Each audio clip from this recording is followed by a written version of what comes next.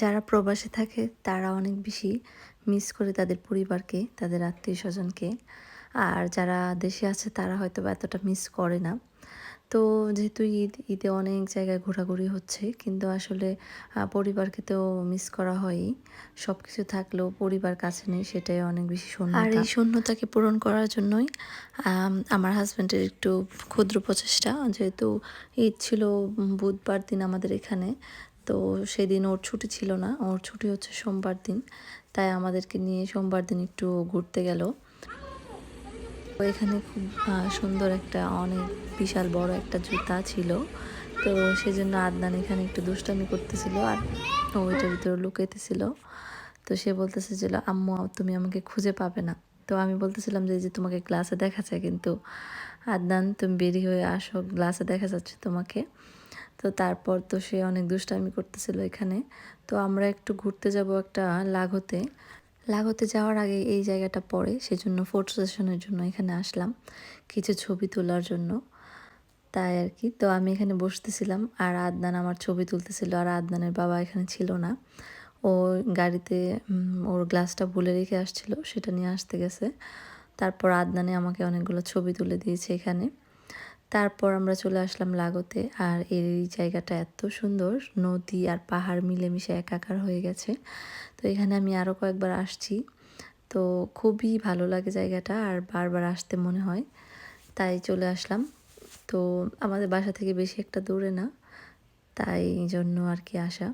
আর এখানে আসলে আদনান তো মাছ ধরতে পাগল হয়ে যায়। আদনানের মাছ ধরার যে নেটটা ছিল ওইটা আর আনতে মনে নেই। তো নেক্সট টাইম এটা নিয়েই যেতে হবে, না হলে তো আদনান অনেক বেশি কান্না করবে। তো বললাম যে আচ্ছা আরেকদিন আসবো তোমার ওই মাছ ধরার জালিটা নিয়ে। তারপর আমরা এখানে কিছু ছবি টবি তুলে আর ঘোরাঘুরি করে, আর আমাদের বেশি একটা টাইমও ছিল না, কারণ বিকালে আদনানের বাবা যায় দোকান খুলবে, সেজন্য আর কি বেশিক্ষণ থাকা হয়নি। তো একটু ঢু মেরে গেলাম আর কি। তারপর এখানের ভিউটা এত সুন্দর, খুবই ভালো লাগে। আর আদনানকে তো খুঁজেই পাচ্ছি না, ও এখানে ইতালিয়ান বাচ্চাদের সাথে ও যায় খেলাধুলা শুরু করে দিয়েছে। ও আসলে অনেক বেশি বন্ধুপ্রিয়, ও যেখানে যা অনেক ফ্রেন্ড বানিয়ে ফেলে, খুব সহজেই সবার সাথে মিশে যায়। সবাই ওকে পছন্দ করে, আর ও অনেক বেশি চঞ্চল, এই জন্য হয়তো বা সবার খুব ভালো লাগে। আর ইতালিয়ানরা আসলে খুবই ভালো, ওরা মানুষের সাথে মিশতে পছন্দ করে। আর আমি এখানে শাড়ি পরে গিয়েছি, আর ওরা একজন আরেকজনকে দেখাইতেছে।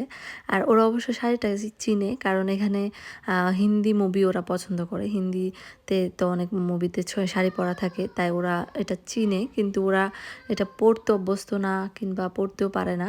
তো আমি এখানে ইতালিয়ান আর সেনেগালের এক মহিলাকে, আদনানের বাবা যখন দেশে গিয়েছিল তখন শাড়ি দিয়ে দিয়েছিলাম, কিন্তু ওরা তো আর সেটা পরতে পারে নাই। তো ওরা এই শাড়ি কেটে নাকি ওদের দেশের ড্রেস বানিয়ে ফেলছে। তো সেজন্য আমি বললাম যে আচ্ছা ঠিক আছে, নেক্সট আরেকবার আমি যখন দেশে যাব তখন ওদের জন্য শাড়ি নিয়ে আসবো, আর আমি নিজে ওদেরকে পরায় দিব, তাহলে ওরা বুঝতে পারবে যে এটা কীভাবে পরে। তো তারপর আমরা এখানে ঘোরাঘুরি শেষ করে আমরা চলে আসলাম মার্কেটে।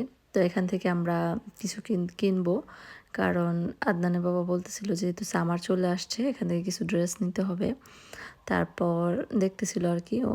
আর আদনান তো এখানে বসে আছে, ও নাকি পা ব্যথা করতেছে। আর ঈদের মধ্যে অনেক ঘোরাঘুরি হয়েছে, ভেনিসেও যাওয়া হয়েছে। ভেনিসে তো অনেক বেশি হাঁটতে হয়, ওইখানে তো আর যাতায়াতের ব্যবস্থা তেমন একটা সুবিধা না, একটু পরপর ব্রিজ, সেজন্য আদনান অনেক বেশি।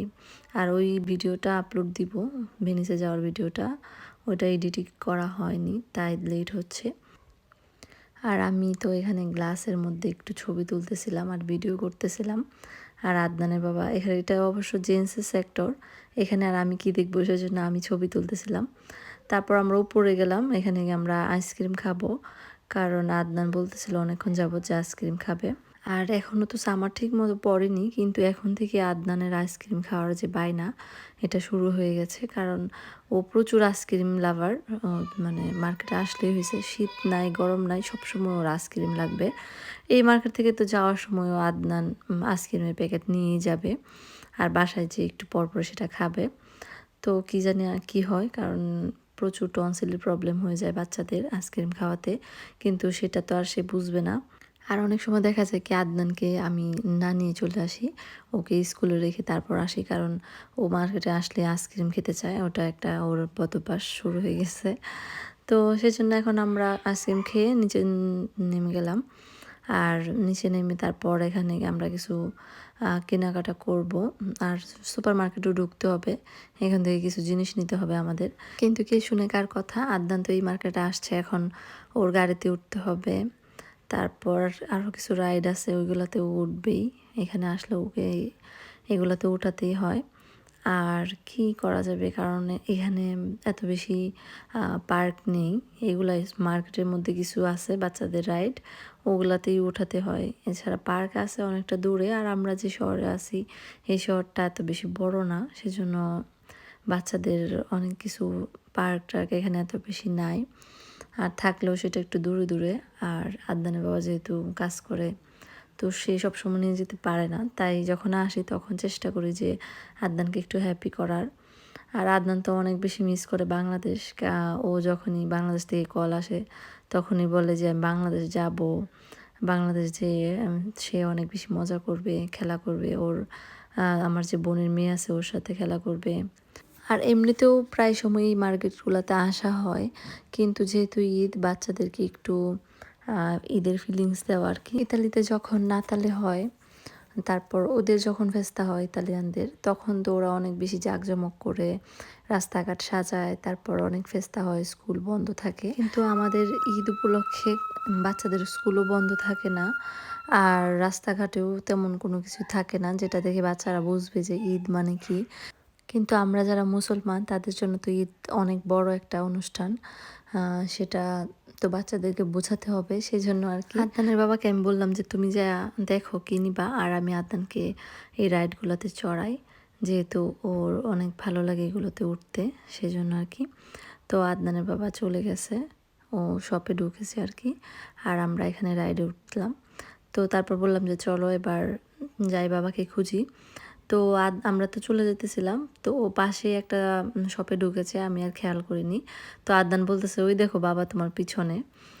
তো তারপর দেখলাম যে হ্যাঁ, সে মানে পাশের একটা শপ থেকে আসতেছে। তারপর আমরা একটা শপে ঢুকেছি, আর এখানে কি সুন্দর সুন্দর কার্ড, এগুলো আসলে ঈদ কার্ড হিসেবে ব্যবহার করা যাবে। আগে একটা সময় ছিল ঈদের সময় সবাই সবাইকে ঈদ কার্ড দিত, তো আমার কাছে আসলেও আগের ঈদ কার্ডগুলো এখনও আছে। তো সেগুলো তো বাংলাদেশে আমি খুব যত্ন সহকারে রেখে দিয়েছি, আমার কাছে ঈদ কার্ড খুব ভালো লাগতো।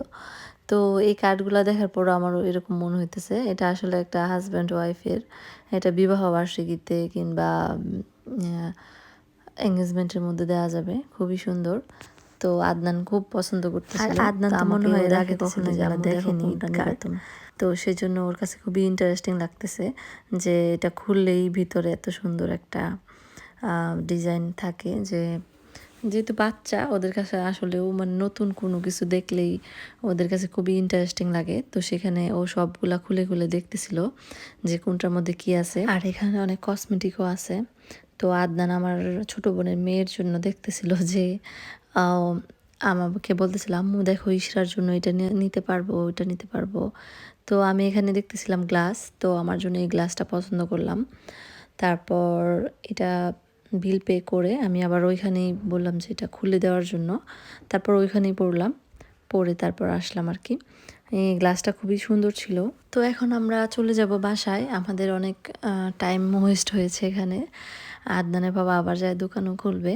তো আদনান বলতেছিল যে না আমি আইসক্রিম ছাড়া যাব না, আইসক্রিম নিতেই হবে। তো তারপর এটার ভিতরে ঢুকলাম, আর এখান থেকে কিছু আইসক্রিম নিলাম, আর ও কিছু চিপসও খাবে। এই মার্কেটের কিছু চিপস আদনান খুব পছন্দ করে। তারপর এগুলো নিয়ে বাসায় চলে গেলাম। আর এই ছিল আজকের ভিডিও, সবাই ভালো থাকবেন। ভিডিওটি ভালো লাগলে লাইক দিবেন, কমেন্ট করে পাশে থাকবেন। আজকে যারা নতুন আমার পেজে, তারা পেজটা ফলো দিয়ে দিবেন। সবাই ভালো থাকবেন, আর দেখা হবে নতুন আরেকটা ভিডিওতে। সেই পর্যন্ত সবার সুস্থতা কামনা করছি। আসসালামু আলাইকুম।